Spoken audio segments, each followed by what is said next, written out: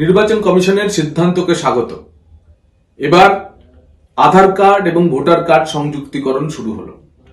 পশ্চিমবঙ্গে 7 কোটি ভোটারের মধ্যে 3 কোটি ভোটারের এই কাজ হয়ে আছে। 3 কোটি ভোটারের আধার এবং ভোটার কার্ড সংযুক্তিকরণ হয়ে আছে। এখনো 4 কোটি ভোটারকে এই কাজ করতে হবে। কিন্তু আগামী 26-এর নির্বাচনের আগে যদি এই কাজ করা সম্ভব হয়, এবং করতেই হবে, যে কাজ আমাদের দাবিও রয়েছে, তাহলে পশ্চিমবঙ্গের বুথ থেকে ভূত তাড়ানো সম্ভব হবে।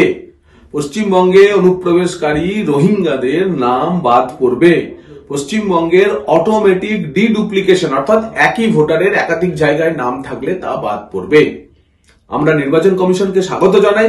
আমরা বিগত তিনটি বার এরকম 16 লাখ, 17 লাখ এবং 13 লাখ ভোটারের নাম কমিশনের কাছে জমা দিয়েছিলাম। দেখতে হবে যে সমস্ত বিদেশিরা এখানে এসে নকল আধার বানিয়ে গেছে, সেই নকল আধার কার্ড বানিয়ে তারা যেন ভোটার কার্ড সংযুক্তিকরণ করে ভোট দেওয়ার অধিকার না পায়।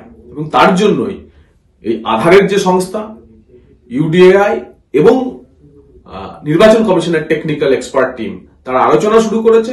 এবং ভারতীয় গণতন্ত্র এবং কেন্দ্রীয় স্বরাষ্ট্র মন্ত্রকের প্রতি আমাদের পূর্ণ আস্থা আছে, তারা এই কাজ সঠিকভাবে করবে। আধার ভোটার মিলে গেলেই বুথ থেকে সরবে ভূত।